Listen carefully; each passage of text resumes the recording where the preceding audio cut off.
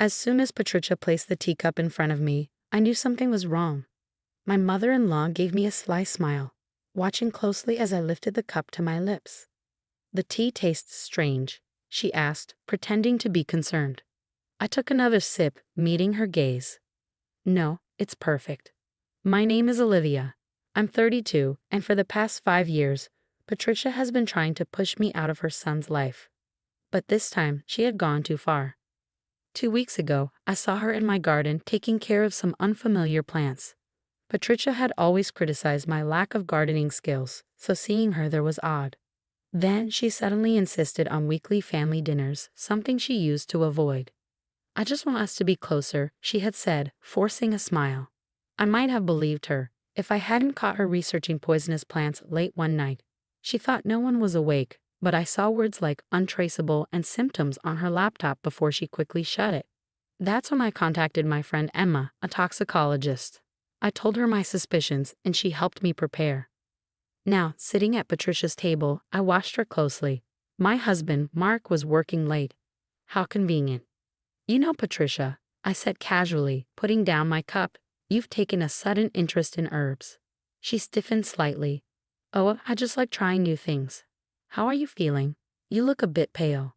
"I'm fine," I said, checking my phone. "But I'm curious about that new plant you're growing, the one with purple flowers." Her expression flickered. "I don't know what you mean." "No?" I scrolled through my phone. "Strange, because I have photos of you planting it. It's called aconitum, or wolfsbane. Highly toxic." Patricia's face turned pale. I don't. "You know," I continued, "it's hard to detect in poisonings unless someone is looking for it." She shot up from her chair. "You're talking nonsense." "Oh, I'm feeling perfectly fine," I said, "because I've been taking an antidote for a week now. My friend Emma helped me prepare it." Her hands trembled. "You're lying." I pulled out a small recorder. "I also recorded our conversation, and I have video of you planting and preparing the wolfsbane, plus screenshots of your search history." "You went through my computer," she gasped. "No need. You should really use incognito mode when looking up murder methods." I stood up. "I've already sent the evidence to my lawyer. If anything happens to me, the police will get it." Patricia sank into her chair, her plan falling apart. "You don't understand," she whispered. "Mark deserves better. Someone from a good family, someone you can control?" I cut in. "That's what this is about, isn't it?" Just then, the front door opened. "Mom? Olivia? Sorry I'm late," Mark called out. Patricia's eyes filled with panic. I leaned in. "You have a choice. You can tell Mark everything, or I will." As Mark walked in, I smiled. "You're home early. Your mother and I were just talking about her new gardening hobby." Mark stood in the doorway, looking at us with confusion. The room was heavy with tension, and Patricia's hands trembled as she gripped the table. "What's going on?" he asked, his eyes shifting to his mother. "Mom, are you okay?" Before Patricia could speak, I held up my phone, showing him photos of her garden. "Your mom has been growing some interesting plants. Do you want to explain what you plan to do with the wolfsbane, Patricia?" Mark frowned. "Wolfsbane? That's poisonous, isn't it?" Patricia suddenly burst into tears, but this time they weren't her usual fake sobs. She looked truly terrified. "It's not what you think," she said, turning to Mark. I was trying to protect you." "Protect me?" Mark's eyes landed on the teacup in front of me. His face darkened. "Mom, what did you do?" I took out a small recorder and pressed play. Patricia's earlier words filled the room, her fake concern, my calm responses, and then her panic when I revealed that I knew about the poison. Mark slowly sank into a chair, his face pale. "You tried to poison Olivia, my wife? She's not good enough for you." Patricia suddenly screamed. "She's turned you against me. Everything was perfect before she came along." "Perfect?" Mark's voice was sharp. "You mean when you controlled everything, when you scared away every woman I dated?" I placed my hand on his arm. "There's more." I showed him the screenshots of her research, poisonous plants, their effects, how to make them untraceable. "She's been planning this for weeks." Patricia slumped in her chair, defeated. "I just wanted what was best for you," she whispered. Mark stood, fists clenched. "No, Mom, you wanted what was best for you. You tried to murder my wife." "But I didn't," Patricia protested.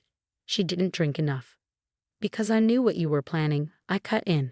I've been taking an antidote for a week, but you still poisoned me. That was your choice. Mark pulled out his phone. His hands shook. I'm calling the police. Wait, I said, covering his hand. Let's give her a chance to be honest, maybe for the first time in her life. Patricia looked at us, her mask completely gone. The powerful, controlling woman was no more, just a desperate, lonely person afraid of losing her son. When you married her, everything changed, she whispered to Mark. You stopped coming by as much. You made decisions without asking me. She made you strong, and I hated her for it. So you tried to kill her? Mark's voice cracked. I convinced myself it was for the best. Patricia admitted, tears falling. I told myself you'd be happier without her. That one day you'd thank me. She shook her head. I was wrong. I see that now. I watched her closely. For the first time, I saw her truth, not the perfect woman she pretended to be, but someone who had built her life around controlling Mark. The police need to know, I said firmly. You tried to kill me, Patricia, but what happens next is up to you. Will you take responsibility or will you keep lying? Patricia hesitated, then reached into her purse and pulled out a small notebook. This is everything, she said softly. My research, my plans, when I planted the wolfsbane. I'll tell the police everything. Mark called the authorities. Patricia slumped deeper into her chair, the weight of her actions finally sinking in. As sirens echoed in the distance, I knew nothing would ever be the same. But when I looked at Mark, I saw his pain, but also his strength. We would get through this. Sometimes the truth, no matter how painful, was the only way forward. The next few months passed quickly, filled with police interviews, court hearings, and family therapy. Patricia pleaded guilty to attempted murder, which surprised everyone except me. Maybe she finally realized that controlling everything wasn't worth losing her son completely. On the day of her sentencing, I sat beside Mark in the courtroom, holding his hand. Patricia looked smaller in her plain navy suit, her usual confidence gone. When given a chance to speak, she turned to us.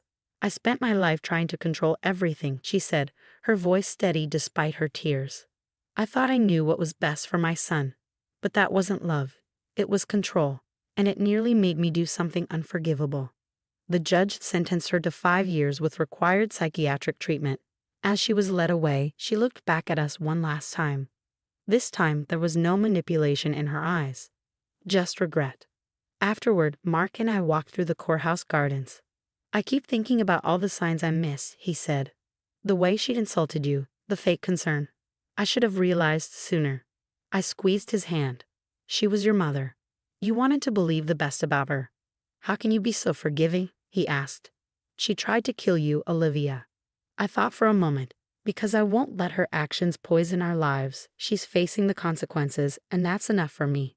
2 weeks later, I received a letter from Patricia's psychiatrist. With her permission, he shared that she had a severe personality disorder, which made her obsess over control. She was finally getting help. Mark and I decided to sell the house near Patricia's and move somewhere new, where we could start fresh. While packing, I found the recorder with all the evidence from that night. Should we keep it? Mark asked. I shook my head and deleted the recording. We don't need it anymore. Holding onto it won't help anyone heal. We bought a small house with a garden, and I started growing herbs again, the safe kind. Sometimes, while tending my plants, I think about Patricia's wolfsbane. How something beautiful can turn deadly, just like her love for her son. Mark visits Patricia in prison once a month.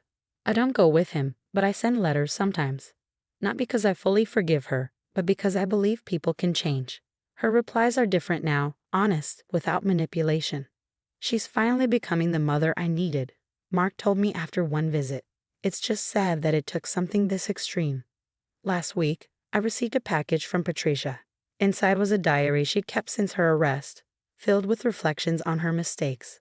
On the first page, she had written, I spent my life trying to control others, only to realize the one who needed help was me. I'm sorry it took nearly destroying my family to see that. As I closed the diary, I felt a sense of peace.